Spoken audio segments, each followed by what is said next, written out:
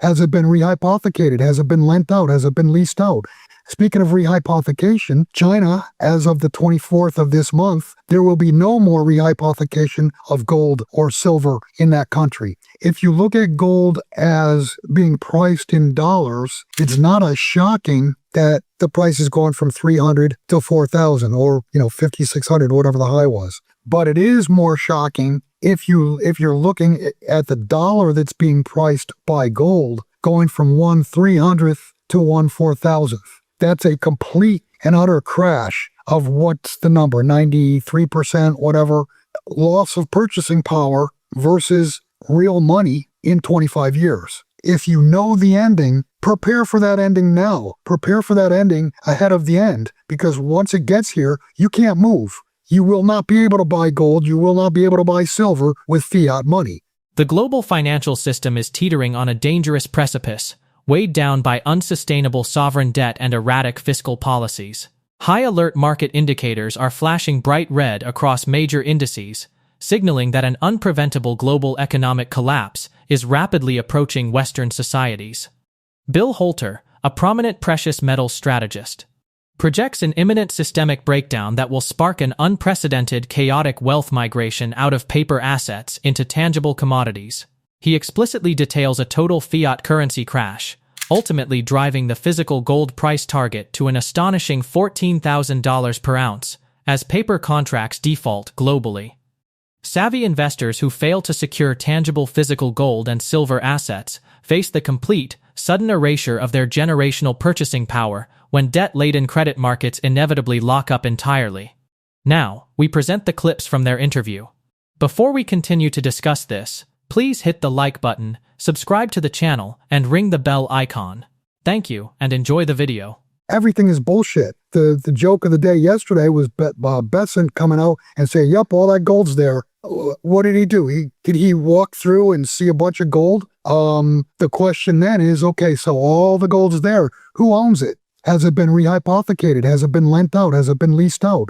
Speaking of rehypothecation, China, as of the 24th of this month, there will be no more rehypothecation of gold or silver in that country. And you go back to February, and China shut down multiple trading units. They were selling gold and silver short with naked contracts and above the approved limits. And those traders got shut down. As of the 24th, there's not even going to be a market to do that. They're shutting the paper market down. They are saying in China, with gold, with silver, it's cash and carry. No more futures, no more options. They'll offshore that to Shanghai, but within China, there's no more rehypothecation. Now, that gets done regularly in the United States on COMEX. You have entities that regularly exceed the approved limits. How many of these, trading companies or traders, how many of them have you seen, go to jail or be shut down or even mentioned? Now, if they were on the long side, they'd be shut down. But on the short side, no, they're not shut down because that presses the price down, which helps the powers that be point at gold and say, see, gold bad, dollar good. And I know we're getting close to the end here, but I just want to tell you that, and if you haven't figured this out yet, I'm sorry, but everything we've been fed for many, many years, I'm going to say at least back to 2010, is bullshit. We've been lied to about everything. We have fake elections. I mean, everything we're fed, unemployment numbers, inflation numbers, blah, blah, blah. It's all bullshit. It's all made up to fit the narrative that everything's good and everything's going to be good until it's not. And when it's not, and the shit hits the fan, you're either going to have gold, you're going to have silver, you're going to have mining companies or commodity-oriented companies that you have the certificates for, or you're going to have nothing. And you will be a slave to the government that's going to come in and say, oh, don't worry about it, we're going to save you. Here's your CBDC account, we're going to put money in it each month, your universal basic income, blah, blah, blah, until you and I do an interview like this, and they say, you two are shut off. That's what's going to happen. The BRICS, that's what they want. They want free, fair, and honest settlement for trade. If they send a widget, They don't want dollars in return because they're giving a real widget for fake money. And I'm not just picking on the dollar. I mean, the euro, all these countries, it's all fiat. I mean, this is coming to a head. Socially, it's coming to a head. Financially, it's coming to a head.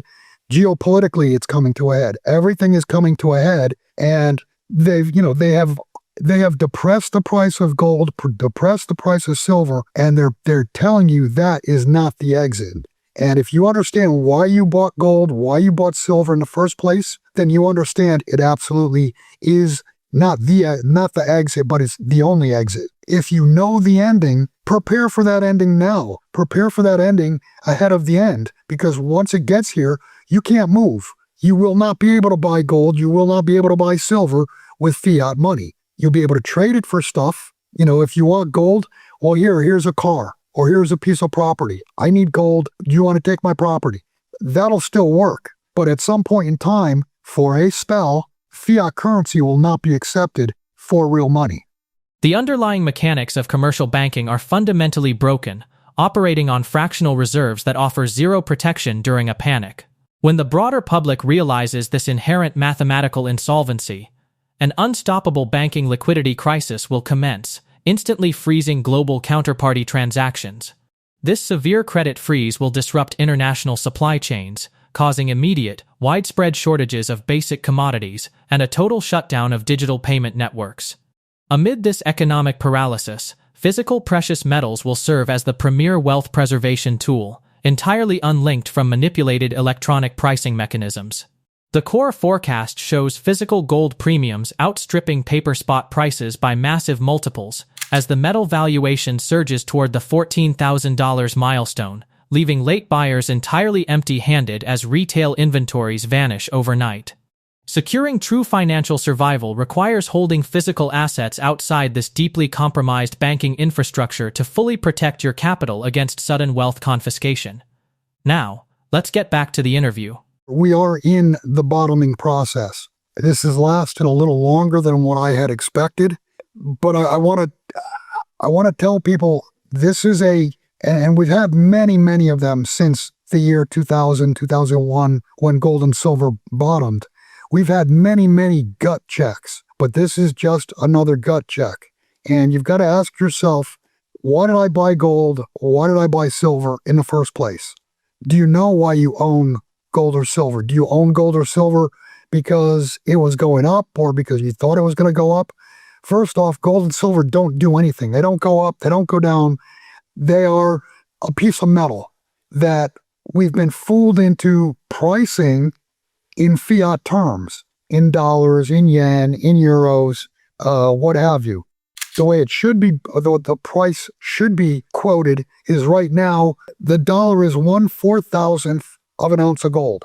25 years ago, gold was 1/300th. If you look at gold as being priced in dollars, it's not as shocking that the price is going from 300 to 4,000 or 5,600, whatever the high was. But it is more shocking if you're looking at the dollar that's being priced by gold going from 1/300th to 1/4,000th. That's a complete and utter crash of what's the number, 93%, whatever, loss of purchasing power versus real money in 25 years. But yet, that's not the way it's viewed. It's viewed as, oh, gold's going up or silver's going up. And that's not the case. Getting back to the gut check, you need to go back to the first time you bought an ounce of gold or bought an ounce of silver. Why did you do that? Were you worried about the finances of the U.S. government? Were you worried about the finances of the government, whatever country you live in? Were you worried about fiat melting down? Well, that's what has happened and has been happening for the last 25 years. So we get this pullback. People are pissing in their pants because 6 months ago, we were not even 6 months ago, 4 months ago, 5 months ago, we had much higher pricing or much lower pricing in the current currencies. Gold and silver were due a correction. They were absolutely due a correction. Were they due the correction we've seen? I think it's way overdone, especially in silver. But if you understand why you own the metal and what the purpose of having capital outside of the system, you should be able to relax a little bit. And if you have funds that are still in the banking system or still in the system, now is a perfect opportunity to get those funds out of the system, into metal, into your hands with no counterparty risk and no default risk. And that's the key, no default risk. We live in a world that is basically insolvent. I don't think there's a large central bank anywhere that is healthy. And I can say that because we know the U.S. Treasury / Federal Reserve are not in healthy positions. The Treasury now is paying $1.5 trillion in interest alone. That is the biggest category of spending other than, I think, Medicare, or I'm sorry, not Medicare, but Social Security. It's bigger than defense, it's bigger than anything else, and it will only grow, especially if interest rates go higher from here, it's going to grow much, much faster. If you look at the Federal Reserve, they have a negative equity position at this point. I looked at it, I think it was 4 years ago, they had $65 billion in equity, and interest rates have gone up since then, and their bond portfolio has cratered. The number is what, $300 billion or whatever. So they've got a negative balance sheet. As far as other nations are concerned, what do they use? What do the other nations' central banks use as their primary reserve? They use dollars that are issued by an insolvent entity. So you're looking at a financial system literally with no foundation at all. And when this is all said and done, people are going to find out that the only monetary foundation you can have is something real. Now, it doesn't have to be gold, doesn't have to be silver. It could be a commodities basket like the BRICS are proposing. But in that basket, they're proposing that 20 to 40% of that basket be gold. And then, of course, silver, and they're going to have oil, et cetera, et cetera. But the bottom line is, we've been living in, a fantasy world for however long because the currencies are nothing. The currencies are, they have no backing other than from the issuer, and these issuers are insolvent. Shifting focus to the geopolitical horizon, a massive macroeconomic realignment is rewriting the global trade landscape. The era of weaponized fiat hegemony is rapidly ending as Eastern nations aggressively accumulate massive central bank gold reserves to anchor a new, commodity-backed trade framework. This structural shift will trigger a brutal devaluation of Western currencies, sparking an uncontrollable hyperinflationary spiral as trillions of offshore dollars flood back to their domestic origins. This long-term economic forecast outlines a severe fragmentation of international markets, where tangible assets dictate sovereign leverage and national security. Central banks will have no choice but to revalue their gold reserves at exponentially higher levels to stabilize balance sheets, forcing the mathematical realization of $14,000 gold into global markets. Institutional dynamics will quickly shift from manipulating paper derivatives to a desperate global scramble for the physical custody of bullion. As this historic monetary paradigm shift accelerates, individual protection belongs exclusively to those who decoupled their wealth from centralized paper instruments early. Safeguarding your family's future requires prioritizing inflation protection and tangible asset accumulation before the final reset occurs. Share your thoughts about this interview in the comment section below. If you found this video helpful, please hit the like button, subscribe to the channel, and ring the bell icon. Thanks for watching.